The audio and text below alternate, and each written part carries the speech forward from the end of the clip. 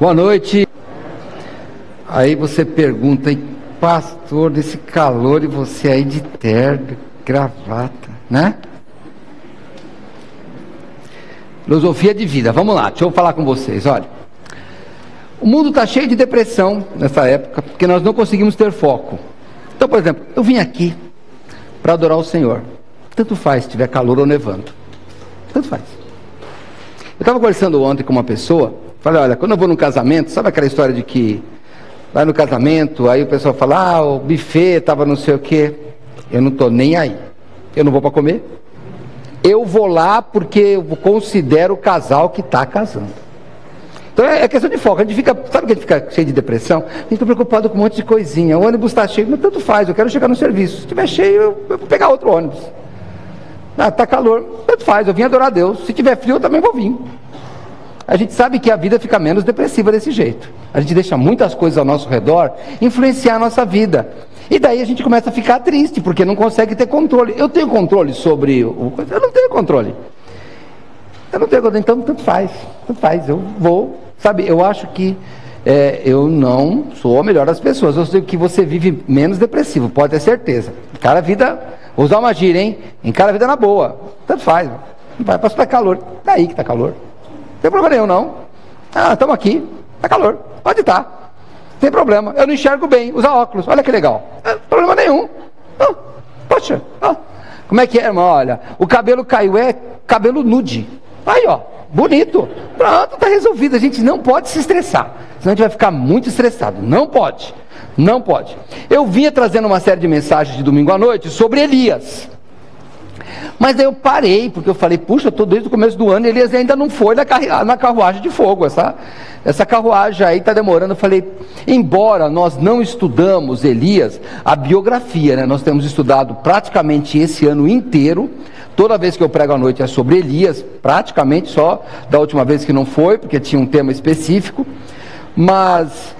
porque a gente vê a parte espiritual daquele profeta, é só por isso, tá bom? Mas, há um tempo atrás, há uns 2 meses atrás, uma pessoa, membro dessa igreja, falou assim, olha pastor, eu estava meditando aqui em Hebreus 12, e o pastor podia um dia trazer uma mensagem. Eu falei, tá bom, são só 29 versículos. Eu falei, bom, domingo vou pregar sobre Hebreus 12, mas não dos 29, fica tranquilo.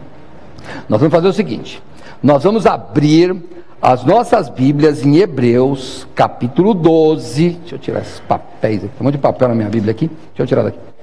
Hebreus, capítulo 12. Nós vamos ler apenas 2 versículos. Pode ficar em pé quem achar? Por favor. Hebreus 12, nós vamos ler 1 e 2. E logo depois, o pastor Neil vai orar. Então, quem tiver com o microfone aí já fica pronto aí, tá bom? Vocês que estão com o microfone aí atrás, eu vou pedir para o pastor Ney orar depois que eu ler estes 2 versículos de Hebreus, tá bom?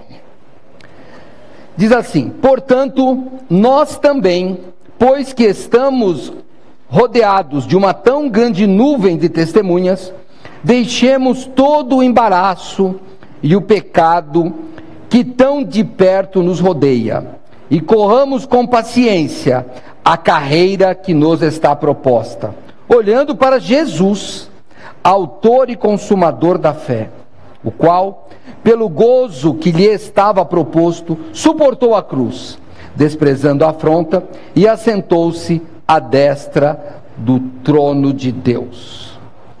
Vamos orar com o pastor Neil. Obrigado, Senhor Deus, pela Tua palavra. Obrigado, Senhor, porque nós podemos Te cultuar. Obrigado por Cristo Jesus, que nos resgatou, ó Pai, por meio da cruz, e nos resgatou do nosso próprio pecado, ó Pai. Clamo que o Senhor possa nos abençoar essa noite, para que nós possamos nos encher mais do Teu Santo Espírito. Abençoe o pastor Viana na condução do estudo, e todos nós que vamos ouvir, para que nós possamos ser dirigidos pelo Teu Espírito. Em nome de Jesus Cristo. Amém. Amém. Pode sentar. Muito obrigado.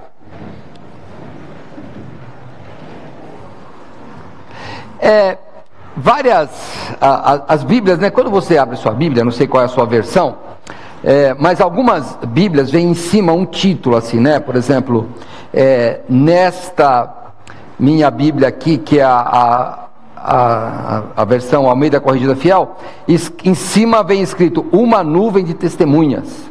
Né? Eu estava vendo a Bíblia de estudo da Scofield, que é uma pessoa que fez umas anotações e alguém publicou.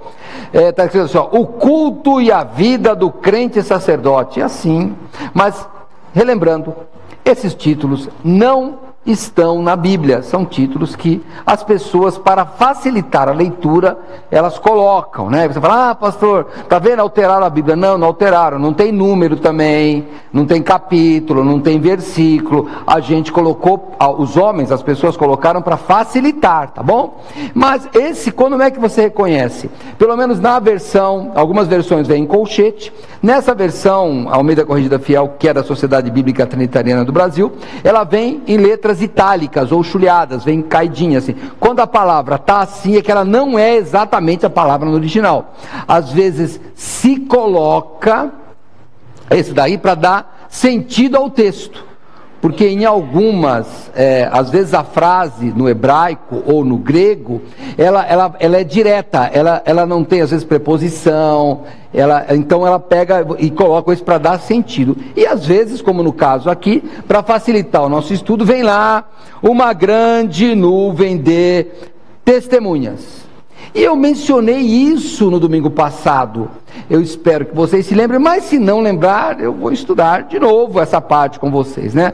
A pergunta é, quem são essas testemunhas? Nós podemos, num primeiro momento, falar assim, olha, testemunha é o meu vizinho, testemunha são as pessoas do mundo. No texto não é isso. O texto são as testemunhas do capítulo anterior, do capítulo 11. Lembra que nós chamamos de galeria da fé, né? Ora, a fé é o firme fundamento das coisas que se esperam e a prova das coisas que não se veem. E daí começa, no versículo 4, pela fé Abel, e fala, ofereceu o sacrifício a Deus. 5, pela fé Enoque foi trasladado. Pela fé, e aí vai falando de várias pessoas. E no capítulo 12, verso 1, começa assim, portanto, né?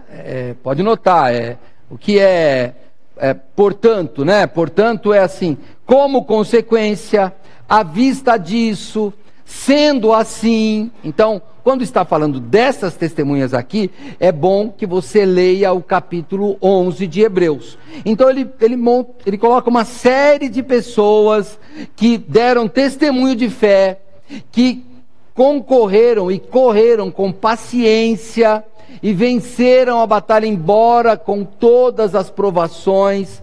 E ele fala, tá vendo? Estas testemunhas históricas. Hoje pela manhã, estava falando com um dos nossos diáconos, o irmão Francisco Ricardo. E ele estuda teologia no determinado seminário. Ele disse que ontem ele teve uma palestra sobre a história da igreja, ou a história do cristianismo, né? E vocês sabem que lá pelo ano 300 e alguma coisa, o imperador Constantino, ele adota o cristianismo. Entre as coisas místicas, eu não vou entrar nesse lado histórico, que não é o objetivo da mensagem, mas uma das coisas que ele ficou impressionado era a paciência desses cristãos. Como é que ele mandava, como é que Roma, né, mandava o pessoal para os leões, e ao invés de se esperar, eles, pode vir, pode comer. Como é que uma pessoa pode falar, vai para a fogueira, e a pessoa, não, eu vou. Como é que é, pastor João Rus? Lá, não precisa amarrar, eu não vou fugir. Ele fala, mano, quem são esses loucos? São os cristãos. São aqueles que têm foco. Por isso, irmãos, eu vou brincar. Por isso, tanto faz estar de terno. Tem gente que morreu. Tanto faz. O cara morreu. Se você ler um livro chamado O Livro dos Mártires, vou fazer um marketing aqui, né? Mas se você ler, cadê a irmã Carol que está lendo, né? Eu sei que a gente está lendo esse livro aí, né? Rapaz, olha, desculpa, é chocante, mas é que é verdade. A pessoa está gritando, minha perna já derreteu. Vem logo, não deixa apagar a chama, deixa queimar o resto.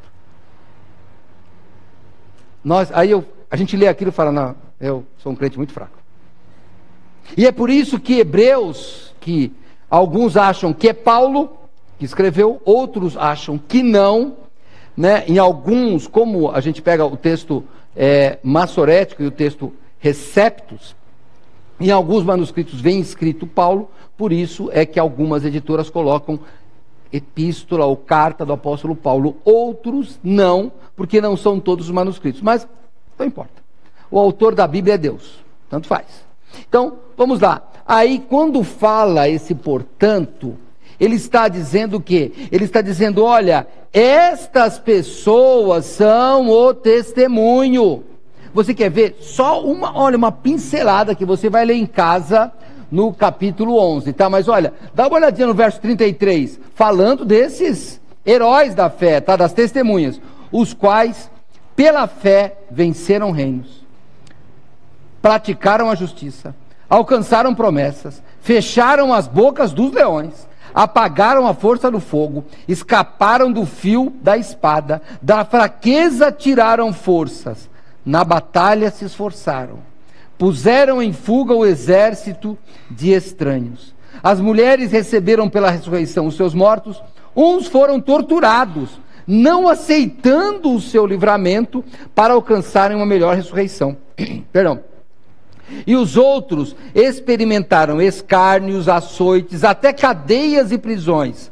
Foram apedrejados, cerrados, tentados, mortos ao fio da espada, andaram vestidos de peles de ovelhas e de cabras, desamparados, aflitos e maltratados. Mas daí vem a história, dos quais o mundo não era digno, errantes pelos desertos e montes, pelas covas e cavernas da terra, e todos estes, tendo tido testemunho pela fé, não alcançaram a promessa, provendo Deus alguma coisa melhor a nosso respeito, para que eles, sem nós, não fossem aperfeiçoados. Aí ele diz, portanto, está vendo como é? Ele está dizendo que a luta, ela faz parte da nossa vida. Você está passando por problemas? Olha, bem-vindo ao clube, é assim que funciona. É desse jeito. Sabe, não vai ficar rico não, por causa da igreja não. Não vai ser curado não, por causa da igreja não, porque nós vamos depender de Deus. Se Deus curar, a vontade dele, a gente fala, Deus é bom. E se ele não curar, Deus é bom também. Deus não muda porque a gente é curado ou não. Então, é só para você saber que quando está falando aqui, está falando dos testemunhos desta pessoa. Ou destas pessoas. Mas daí, ele diz, portanto, nós também, pois que estamos rodeados de uma tão grande nuvem de testemunhas. Então, nós temos testemunhos históricos. Você tem o testemunho de pessoas que ainda estão vivas e que você conhece, provavelmente. Muitos de nós temos aquele herói da fé, né? Não é um Deus, mas é um herói. É uma pessoa que a gente admira por qualquer razão. A gente acaba admirando pelo testemunho de vida cristã. Como eu disse, né? Eu, o Wellington, lá, o Ricardo, a Elba, né? A gente tem lá no nosso seminário, que estamos fazendo essa semana, tem outra semana. Eu falo, tem um irmão lá que ele é cego completamente. Ele está estudando, é um herói, para mim, né? Tem uma irmã lá, como eu falei de manhã, batemos parabéns para ela na quinta ou sexta-feira, 84 anos, herói. Vai até o fim, sabe você naquela olha, até quando que a senhora vai parar? Quando o caixão chegar. Eu tô até o fim. Eu sentei ali hoje no banco, ali ó, perto das queridas irmãs, que eu não vou mencionar o nome, mas elas já estão um pouquinho mais de cinquentinha. Aí eu falei, é aqui que sentam os jovens, porque eu conheço, e você deve conhecer, gente de 30 anos que está cansado. Então eu vejo esses jovens de 70 e 80, que estão aqui, eu falo, esses são os heróis. Então nós temos uma grande nuvem de testemunhas. Eu queria que você pensasse nisso, que as provações que você passa, as pessoas também passaram, e piores que a sua. E elas venceram, alcançaram o testemunho pela fé. Uma promessa, porque eles não sabiam quando e como viria o Messias. E hoje nós já sabemos como, quem ele foi, como ele veio e como Deus providenciou a salvação. Eles não sabiam. Eles não sabiam. Mas eles a criam, sem saber.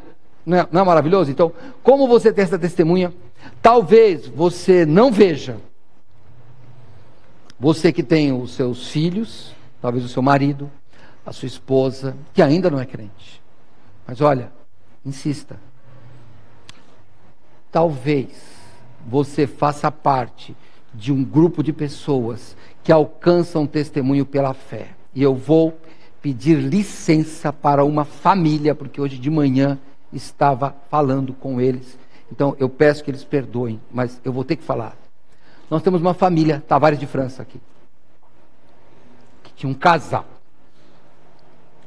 que não viram os filhos se converterem, viram poucos filhos se converterem. Poucos. Aí domingo vai batizar uma filha.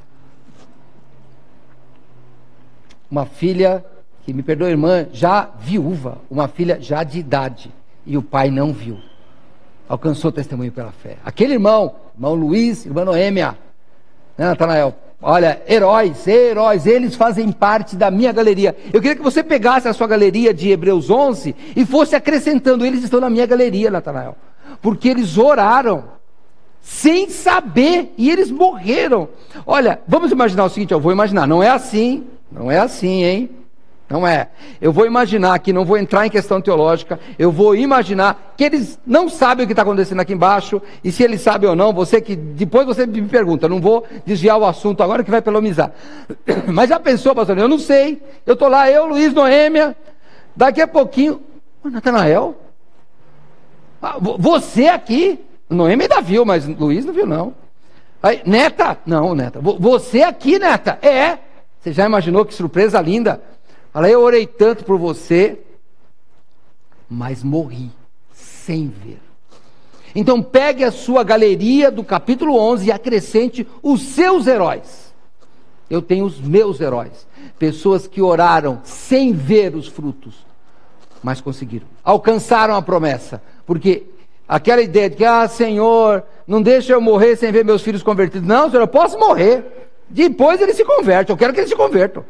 E se você não vê, e se eu não ver, eu não vi, não tem importância não. Não tem importância, você que tem o filho, a filha, talvez o marido, a esposa, desviado, ou nem crente ainda nunca se converteu, continua orando.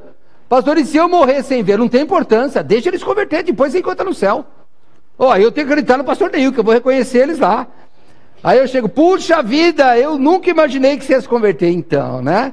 É a graça de Deus. Então, a primeira parte que nós vamos estudar, ou que nós já estudamos, é isso. É que as testemunhas são as do capítulo 11, e nós podemos acrescentar as testemunhas atuais. Acrescente as tuas, e eu vou pedir para você parar um segundo. Se eu falasse para você, Hebreus capítulo 11 tem 40 versículos. No versículo 41, que não existe, você diria, e ainda acrescentaria outros, como, no meu caso, Luiz e Noêmia. Pensa, não fala, mas pensa. Quem você acrescentaria?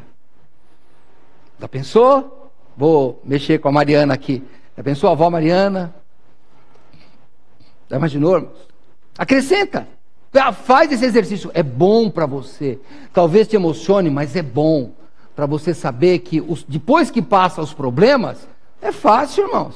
A gíria no pessoal aí, cadê o Jonathan? Tá aí? A gíria é engenheiro de obra pronta. Sabe o que é engenheiro de obra pronta? É que já que está feito, aí ele vem e dá a solução. Esse é engenheiro de obra pronta, não. Engenheiro é que pega lá de trás. Então, pensa no seu herói, pense no exemplo que ele foi na sua vida, e aí você vai partir para a segunda parte do versículo.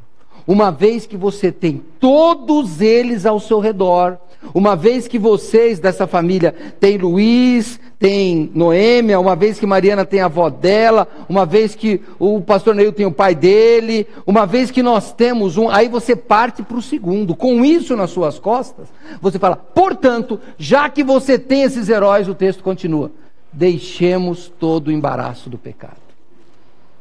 E por que nós vamos deixar? Porque Cristo nos salvou, porque pela fé aquelas pessoas alcançaram a promessa, e porque pela fé nós também vamos alcançar. Então deixemos todo o embaraço e o pecado que tão de perto nos rodeia, e corramos com paciência a carreira que nos está proposta. E aí vem a segunda coisa. Você tem umas testemunhas históricas, tem as suas testemunhas atuais, ou pelo menos mais contemporâneas a você, e você vai usar toda essa força de fé para enfrentar os problemas que estão perto. O grande problema de nós cairmos em pecado é que ele está perto. Como é que é? Cadê? Você me coloca o texto aí, né? Peraí. Vou segurar isso daqui porque eu vou usar daqui a pouco. Como é que diz a gente? Como é que é? Não ameis o... Como é que é? Não ameis o... Me ajuda aí. O mundo. Porque a amizade do mundo é inimigo contra Deus, não é verdade? Aí chega um homem que diz assim, eu vou colocar o mundo na mão das pessoas. E ele põe. A frase foi essa: eu colocarei o mundo na mão das pessoas. E ele pôs. E aí, a gente não ama o mundo? Ama. Olha aqui. Não estou pedindo para você jogar fora. Estou dizendo que o mundo está aqui. Você nunca foi no museu? Qualquer desses, é só você colocar aqui que ele aparece. Você quer conhecer a vida de alguém, um famoso? É só você colocar aqui que ele aparece. Você quer saber o que algumas pessoas famosas estão fazendo? É só colocar aqui que ele aparece. Colocou o mundo na sua mão. O problema não é o mundo, é a amizade que você tem com ele.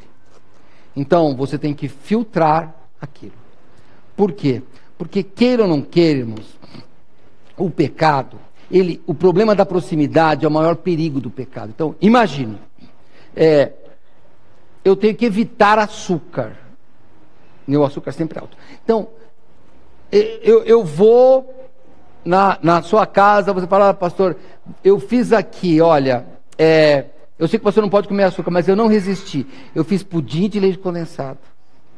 Eu fiz aquela torta holandesa. Eu fiz esse bolo, aquele Heavy Velvet, que é uma delícia, com cheesecake. Sabe? E eu fiz aquele merengue de morango. Mas olha, pastor, não precisa comer. Eu fiz, porque eu sei que o senhor gosta. Mas cuidado com o seu açúcar. Agora que você vem me falar isso? Imagina, no jantar, eu como qual? Todos.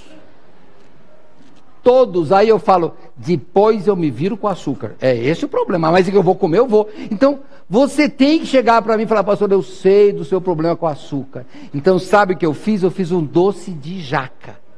Porque eu não gosto muito de jaca. E eu fiz um pudim de jiló. Aí você, puxa, muito obrigado, hein? Que legal. O senhor quer um pedaço? Bem pequenininho. Aí você me ajudou. Mas, eu quero me põe merengue, aquele merengue não é um pecado para mim, o que a pessoa Andresa faz no merengue, é pecaminoso aquele negócio. Então, você pega e fala, não adianta. Agora, o pecado você deixa perto, esse é o problema. Esse é o problema. Sabe qual é o problema desse instrumento aqui? É que ele fica muito perto de você. Recentemente, uma pessoa trocou de emprego e falou para mim, olha, pastor, tive uma benção. Eu falei, ele na empresa não pode usar celular. Eu falei, é verdade, olha que legal. Porque o celular atrapalha. Sabe, você está aqui no culto para louvar a Deus, daqui a pouquinho você, pastor, deixa eu ver se não é meu filho que está me chamando, deixa eu ver. Não vai chamar você. E se chamar, não vai resolver, você não vai sair correndo. Você está em São Paulo, sabe, tem bombeiro, tem polícia, você não vai resolver, não vai. Estou preocupado, não adianta você ficar preocupado, não vai resolver nada, deixa aí, desliga. Põe no avião esse negócio, não adianta. Você não vai resolver, Então, desliga esse negócio. Mas não, a gente quer ficar perto do pecado. E sabe, esse é um problema, não é do celular não, hein? Não é. O celular, ele só é o problema de estar próximo, porque estamos no século 21, mas no passado não era assim. Eu vou lembrá-los de uma pessoa muito famosa, que é o rei Davi. Os reis foram para a guerra, as pessoas estavam em guerra, o povo de Israel estava em guerra, e ele ficou em casa.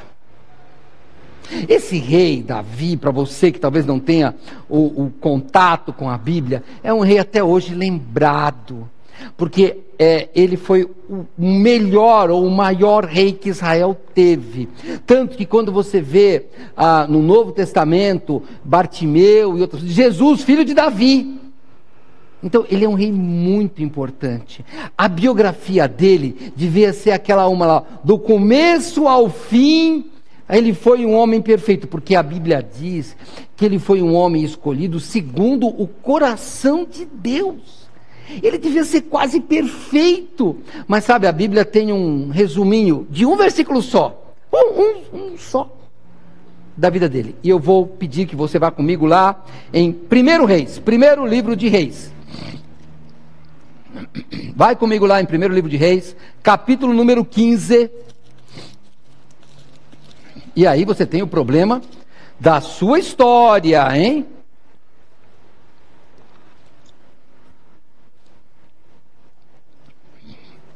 Capítulo 15, verso 5. Olha o que Deus instrui, Deus inspira o escritor sagrado a escrever a respeito de Davi. Porquanto Davi tinha feito o que era reto aos olhos do Senhor. Parabéns. Não tinha desviado de tudo quanto lhe ordenara em todos os dias da sua vida. Parabéns. Senão no negócio de Urias o Heteu. Quase que a biografia foi boa, hein? Só que, para os amantes de futebol, quase gol, o que que é? Nada. Já pensou? Ó, o time jogou hoje, hein? E teve um que jogou ontem, hein? E quarta-feira jogou outro, hein? Aí você fala, pastor, meu time quase ganhou. A gente chutou 3 bolas na trave. Olha, 85% do tempo a bola estava no nosso pé. Olha, 25, né? 15, não, 25, né? 15%, não, 15. O pessoal pegou 15% da bola e daí fez um gol. Acabou. Perdemos o jogo. Quase. Davi foi esse. Quase, mas não deu. E não dava para ser perfeito. Sabe por quê? Porque ele era um ser humano. Então, este senão funcionou assim. Você vai lá comigo agora em 1 Samuel, eu não vou ler o capítulo todo, mas eu quero, no 2º livro de Samuel, capítulo 11, eu vou contar um pouquinho da história para você. 2 Samuel 11. A partir do verso 1. E aconteceu que, tendo decorrido 1 ano no tempo em que os reis saem à guerra, enviou Davi, o rei, a Joabe, e com ele seus servos a todo Israel, e eles destruíram os filhos de Amon, cercaram a Rabá. Porém, Davi ficou em Jerusalém. Ficou no palácio, enquanto todo mundo guerreava. E aconteceu que numa tarde, Davi se levantou do seu leito, porque ele estava tirando uma sonequinha da tarde, e andava passeando no terraço da sua casa, vou brincar, abre aspas, olhando o WhatsApp, olhando o Facebook, marcando o pessoal no Twitter e dando uma hashtag no Instagram.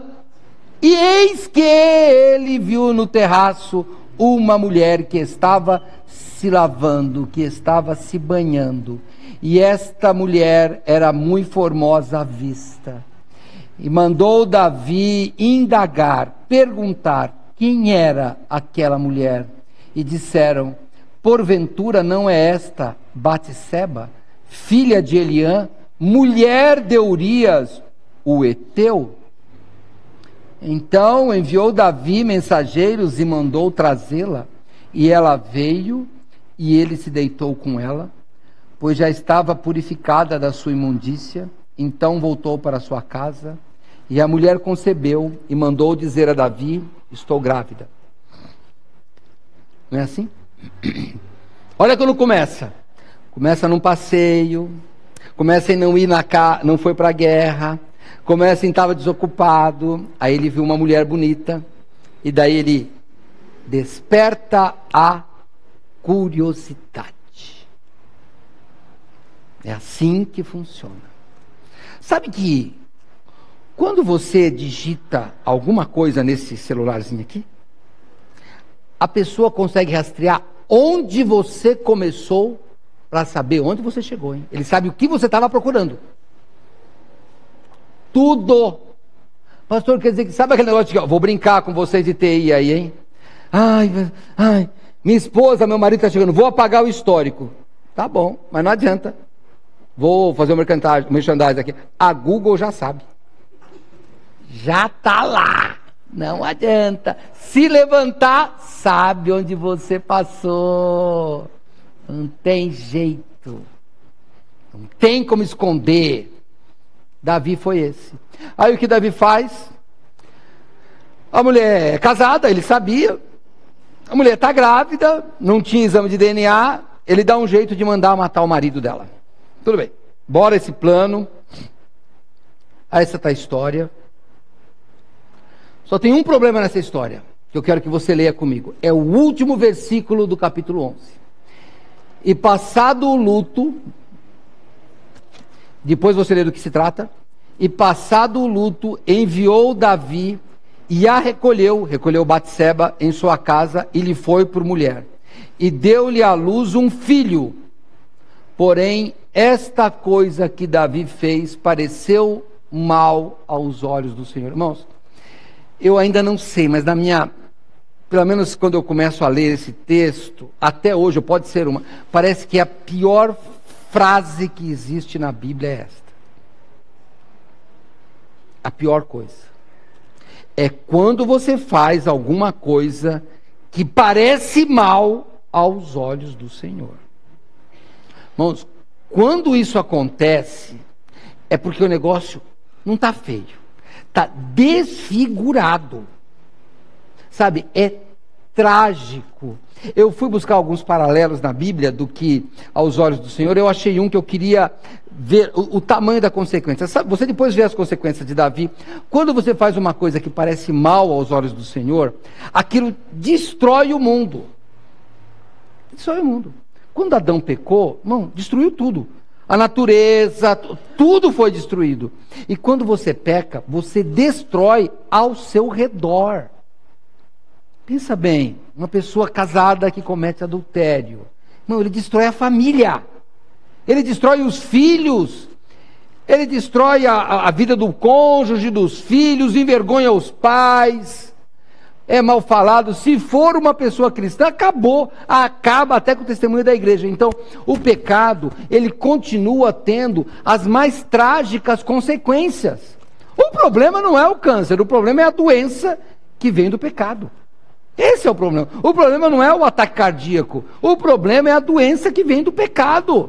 Esse é que é a doença. E quando você faz algo que é mal aos olhos do Senhor, tenha certeza, você não será o único a sofrer. Esse é o problema.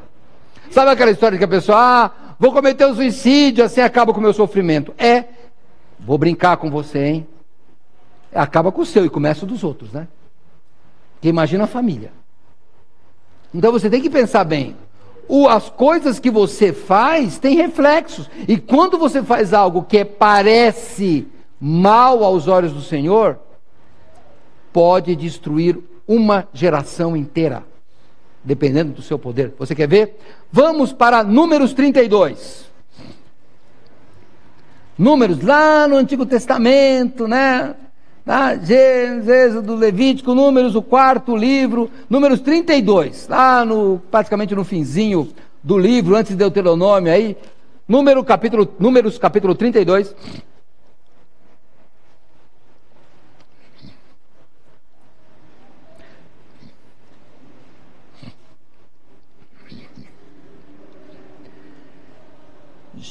Verso 13. Assim acendeu a ira do Senhor contra Israel e fê-los andar errantes pelo deserto 40 anos, até que se consumiu toda aquela geração que fizera mal aos olhos do Senhor.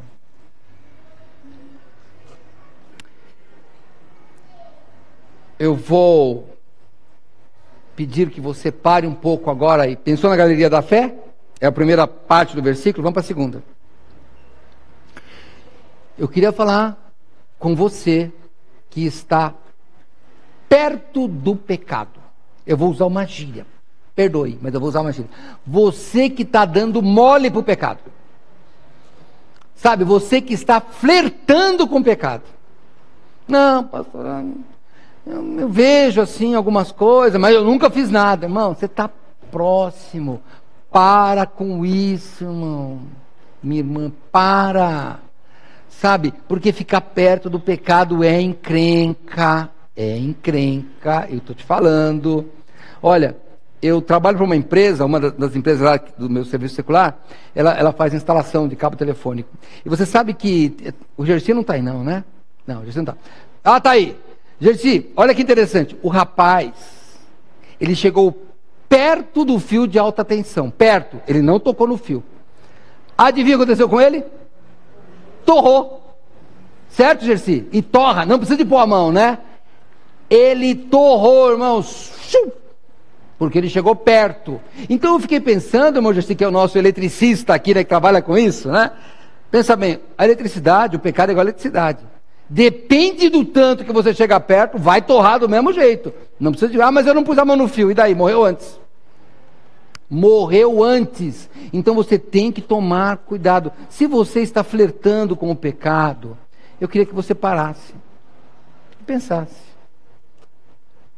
Ah, pastor, não, mas eu vou usar o discurso que eu já usei na minha vida, tá? Mas eu nunca matei, nunca roubei. Ah, tá legal, tá, então eu vou lá. Eu vou te refrescar um pouco a memória dos perigos da eletricidade pecaminosa, né? Tinha um irmão aqui que dizia, o micróbio satânico. Lembra do micróbio satânico? É, irmão, não, mas a gente aprende. Eu vou falar para você da eletricidade do pecado satânico. Pensa que é adultério? Não. Ó. A Bíblia diz que isso daqui, alta tensão, um ótimo condutor de energia, Gersi. O melhor condutor de energia que a gente tem é a língua. Pega fogo rapidinho. Então, como é que está a sua língua?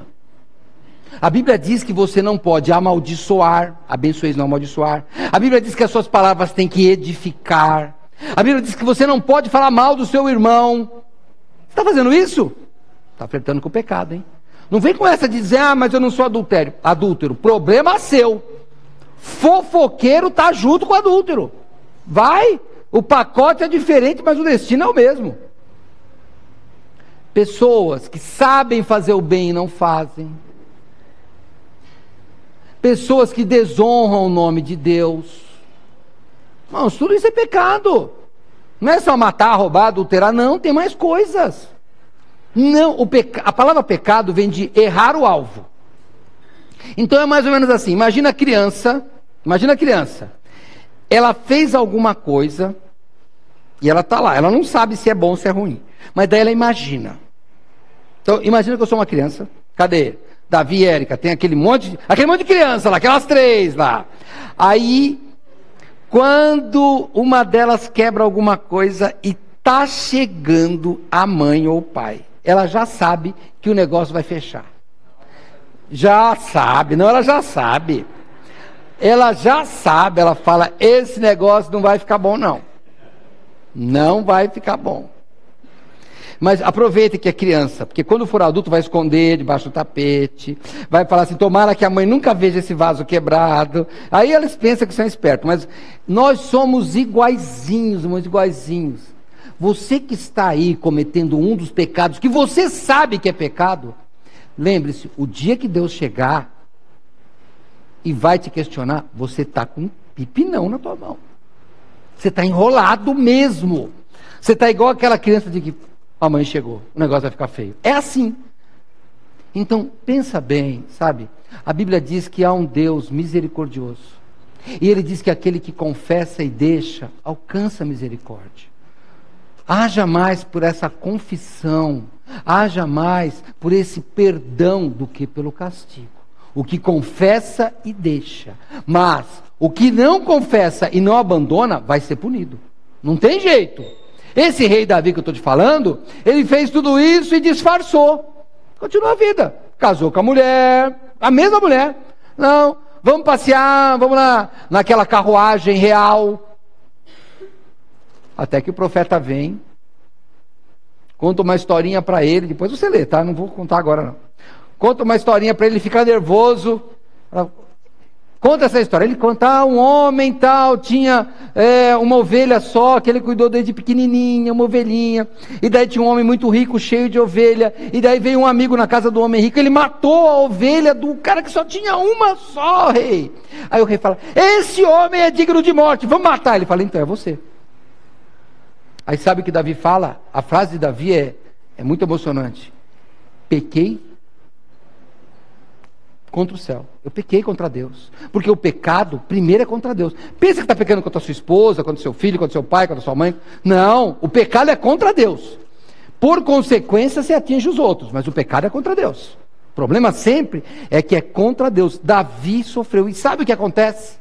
Nós estamos num mundo, como foi falado hoje pela manhã, um mundo que está mudando, que as pessoas têm ideias contrárias à Bíblia. E se há qualquer pessoa, a Bíblia não é escrita para crente, hein? A Bíblia é escrita para todo ser humano. Então sabe o que acontece, pastor Nil, como você pregou nas 2 semanas aí de manhã, sobre esses movimentos sociais contra a Bíblia, é que vão sofrer. Do mesmo jeito que quando a vida de uma pessoa dá certo é porque ela cumpriu a Bíblia, mesmo sem saber, dá errado quando ela desobedece à Bíblia. Dá errado. Então eles estão fazendo, e sabe o que vai acontecer? Aí você começa a olhar. Hoje nós temos mais remédios, hoje nós temos mais tecnologias, mas a mortalidade continua igual. Nós tiramos as armas, como foi falado pela manhã, ficamos aí 20 anos sem armas, mas a mortalidade está igual. Nós temos uma série de pessoas fazendo bem, mas a sociedade está pior. Por quê? Porque a doença gera um pecado. E sabe, este rei Davi, ele expressou bem o que é uma pessoa com a consciência pesada. Vamos lá para Salmo 32? Você estava em Números 32, agora vai para Salmos 32. Lá no meio da sua Bíblia está o Salmo, viu?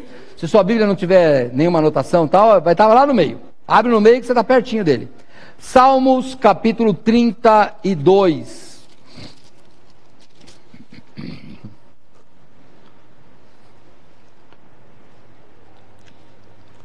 De novo, naqueles títulos que os escritores aqui, as editoras põem, que não está na Bíblia, mas é interessante, no meu está escrito assim: a alegria do homem perdoado. Mas dá certo, depende se você lê inteiro. Mas eu vou ler ou não, eu vou ler ele antes do perdão.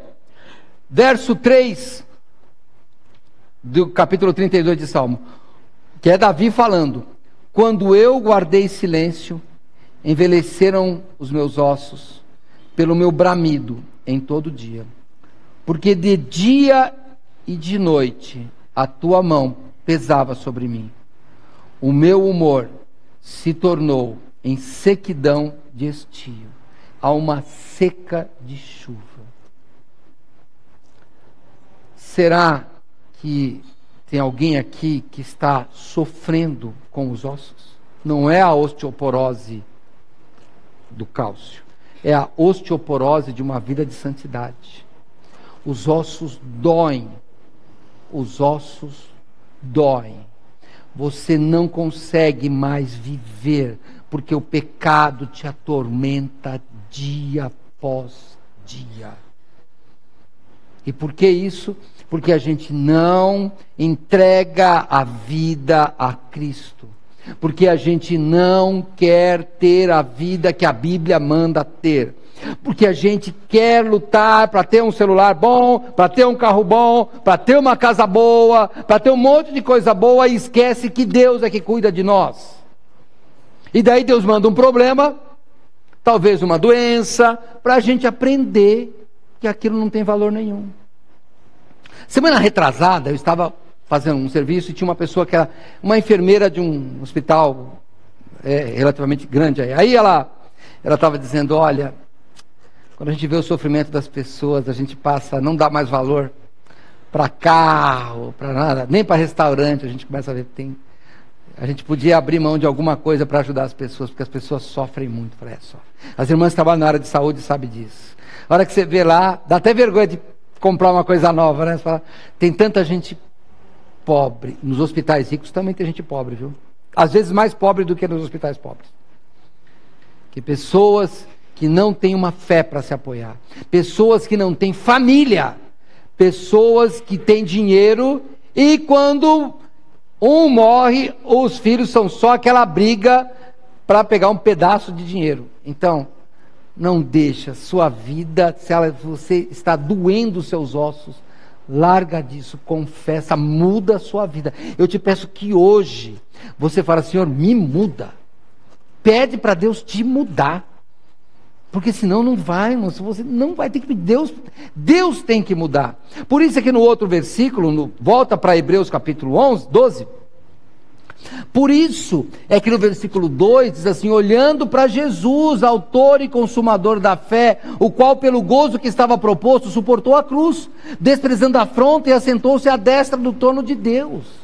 É isso, nós temos que olhar para Jesus. Sabe, quando você não faz coisas que agradam a Deus, é porque você faz coisas que são más aos olhos do Senhor. Mas quando você faz coisa agradável a Deus, a sua vida cristã, não a vida financeira, a vida cristã melhora. A gente começa a ver diferente. Isso tem um aspecto psicológico. Cadê? O Henrique está lá com as crianças, né? Você sabe que tem um psicólogo. Depois, se eu falar errado, vocês perguntam para ele que ele vai me... Eu vou falar pela minha observação. Já notou que deve ter dia... A gente, quando a gente olha no espelho, a gente tenta ficar... Sei lá, eu vou falar bonito porque eu não sei. Apresentável, né? Você já notou que tem dia que a gente parece feio e tem uma coisa... Pensa, vê se é a minha impressão. O dia que você se acha feio, todo mundo fica feio junto. Pode notar, vocês são mulheres aí. Sabe aquele dia que parece que a maquiagem não pegou? Ah, não fiquei bem. Aí você começa a olhar, todo mundo tá feio. Todo mundo tá feio. Sabe aquele filme lá dos Walking Dead, lá, nós assistimos às vezes a propaganda lá. Parece aquele monte de múmia paralítica, aqueles negócios lá. Todo mundo é feio aqui, é claro, porque você é feio. Então todo mundo fica feio também. Assim é na nossa vida. Quando você tem um pecado, você começa a achar defeito nos outros. Nos outros, todo mundo está errado para você. Você tem raiva disso, tem raiva daquilo. Eu e o pastor Ney ouvimos um monte disso. A pessoa fica 3 anos, vai pingando na igreja, de repente, não vou mais porque a cadeira está torta. Não. Mas ficou 3 anos sem vir, cara, apareceu de vez em quando, a mulher. Não, mas a cadeira está torta, não vou mais. Ele não vai mais mesmo. Porque ele tem um problema maior. Quantas vezes, pastor, a gente já foi visitar? Não, pastor, é só frieza. Irmãos, atrás de uma frieza tem um fogo apagado. É assim que ficou frio porque o fogo do Espírito Santo parou de queimar no teu coração. É isso, não pode. Frieza é sinônimo, olha, a febre é sinônimo de doença. E a frieza é sinônimo de doença também. Está doente. Por que está doente? Porque não está agindo conforme a Bíblia fala. Olha o que o apóstolo Paulo diz em 1 Tessalonicenses. Vamos lá para 1 Tessalonicenses, volta um pouquinho. Se você está em Hebreus... Volta um pouquinho só, mas eu vou ler, tá? Primeira carta de Paulo aos Tessalonicenses, capítulo 4, verso 1. Finalmente, irmãos, vos rogamos e exortamos no Senhor Jesus, que assim como recebestes de nós, de que maneira convém andar e agradar a Deus, assim andai, para que possais progredir cada vez mais. Sua vida espiritual está estagnada, parece que não vai. Sabe, não vai, você está arrastando, você está se arrastando na igreja, tem que ter uma vida espiritual, é o que Paulo fala, procura agradar a Deus. Eu não estou aqui para agradar pastor, e não está mesmo, não me agrade, nem o pastor nenhum, não agrada a gente não estou aqui para agradar a igreja, não agrada mesmo, agrada a Deus, porque se você agradar a Deus, nós vamos ficar felizes, e eu tenho certeza que você vai agradar a igreja também, porque é a noiva de Cristo. Então pensa nisso, sua vida está ruim? Não, dá uma mudada nesse negócio. Pede para Deus para te mudar. Sabe aquela oração que você faz? Senhor, muda meu marido, Senhor, muda minha esposa. Para. Nós vamos ter 15 minutos de oração. Aliás, hoje, cadê a Sara aí? Depois do culto, por favor, nós vamos dar 15 minutos da nossa vida por dia de oração até o aniversário da igreja, hein? Você vai parar, 15 minutos, vai. Ao invés de você fazer, sabe você que ora pelo seu filho, ora pelo seu marido, pela sua esposa, pelo seu pai, sabe? Você vai fazer o seguinte, é uma brincadeira, mas tenta fazer isso. Você vai nos seus 15 minutos de oração, você vai para o banheiro, acende a luz, olha para o espelho e fala, quem precisa de oração? Aí você para e fica olhando por 2 minutos. Aí depois você ora. Aí você vai descobrir quem precisa de oração. Olha diante do espelho e ora por você. Não é? Fica igual aquele... Sabe quando você... Olha, eu também já fiz essa tentação no passado. Sabe aquela... pastor, que mensagem boa. Pena que o irmão tal não veio. Não, irmão. É para você. Que pena que o irmão não veio. Pena que você não veio. É para você estar aqui mesmo. Não é para o irmão estar, não. É para você, não é para quem não veio. Olha, você que não veio, a mensagem não é para você. Não veio? É para você que está aqui, ó, olhando, você que está na internet, é para você, não é para os outros. Por isso que eles não vieram. Ué, não é para eles mesmo? Fazer o quê? Então, ora diante do espelho, porque nós temos que fazer isso. E quando nós descobrirmos o nosso pecado, o que a gente vai fazer? Volta para Hebreus 2. Ou 12, perdão, verso 12. Olhando para Jesus, autor e consumador da fé, o qual, pelo gozo que estava proposto, suportou a cruz, desprezando a afronta, e assentou-se à destra do trono de Deus. Irmãos, Ele levou os nossos pecados. Olha o que diz em 1 Pedro. Você está em Hebreus? Anda só um pouquinho para frente, poucas páginas. Você vai na primeira de Pedro, primeira carta de Pedro, capítulo 2, verso 24. Falando de Jesus, olha o que a Bíblia diz: levando Ele mesmo em seu corpo os nossos pecados sobre o madeiro, para que, mortos para os pecados, pudéssemos viver para a justiça. Pelas suas feridas fostes sarados. Sabe qual ferida que está falando aqui? A ferida do pecado, que vai consumindo os ossos. Não tenta resolver sozinho. Sabe alguma frase ruim? Eu sou assim mesmo. Não faz isso. Alguns anos atrás, poucos anos, vocês me viram chorar porque um primo que eu tinha como irmão morreu. 62 anos. Ele dizia: não preciso de ir no médico. Não precisa mesmo. Morreu. Ele não queria ir no médico. E sabe o que é triste? É que na hora da morte a esposa olhava para ele e dizia assim: eu te avisei. Você devia ter ido. Era trágico e cômico. Porque ela dizia para ele: falei que não era normal. Você não me ouviu. E sabe o que eu fico pensando? Talvez Deus falando com você: eu estou te avisando. Você não está notando que eu estou te avisando? Para de olhar no seu vizinho e tira a trave do teu olho. Será que não é isso que Deus está falando? Quando eu falo assim com vocês, é porque eu falei para mim primeiro. É por isso, tá, que eu estou sendo duro. Eu estou pregando para o espelho. Não estou nem olhando para você. Eu estou olhando para o espelho. Sou eu que tenho que mudar, não é você. Sou eu. Não é a Mariana que tem que mudar, sou eu. Não é minha mãe, não são meus irmãos. Sou eu que tenho que mudar. Eu, não são eles. O problema deles é com Deus. O meu com Deus é grave. Porque eu tenho que mudar.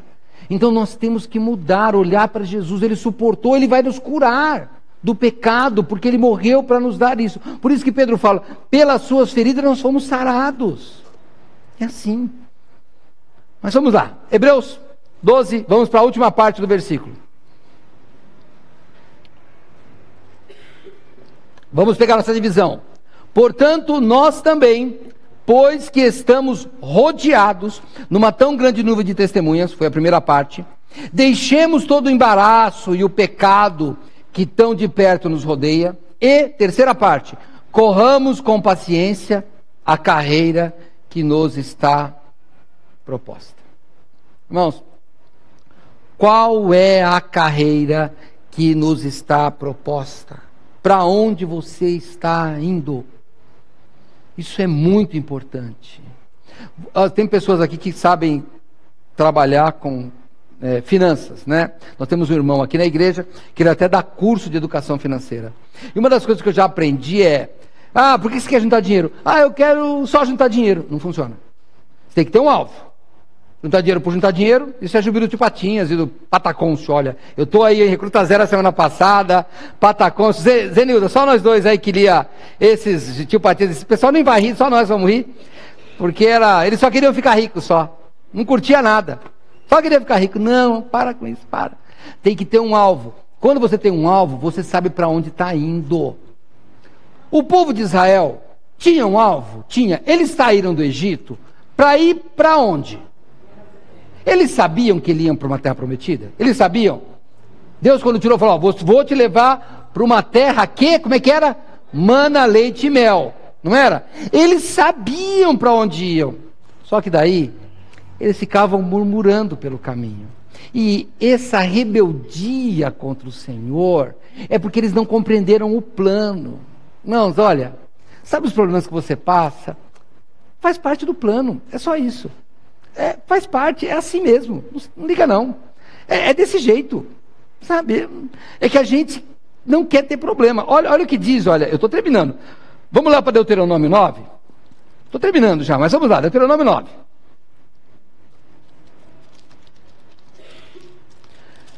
Verso 7.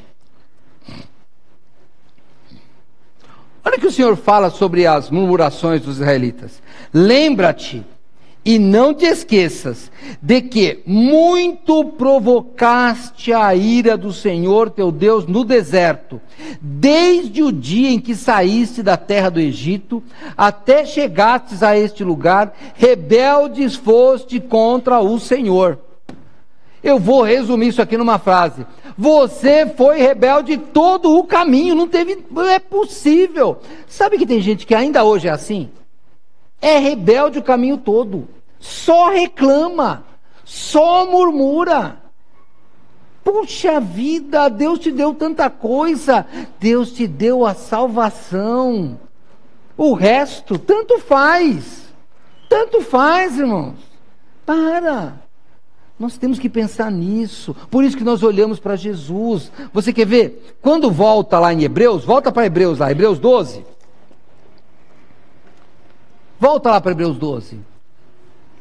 Quando fala no verso 2, olhando para Jesus, autor e consumador da fé, o qual pelo gozo que lhe estava proposto, suportou a cruz, desprezando a afronta, assentou-se à destra do trono de Deus. Considerai, pois, aquele que suportou tais contradições dos pecadores contra si mesmo, para que não enfraqueçais, desfalecendo os vossos ânimos.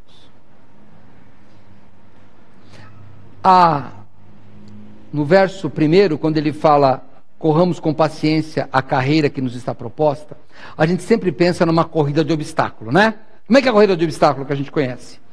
Tem uma pista, aí tem uns cavaletes assim, não é? Não é assim que a gente imagina? Aí a pessoa vem correndo e pula, não é isso? Né? Aí eu falei, estava até comentando com o pastor Neil ontem, eu fui pesquisar, não, irmão, não. A Bíblia não está dizendo sobre isso. É que existe uma outra corrida de obstáculo, chamado Black Trunk. Essa é boa.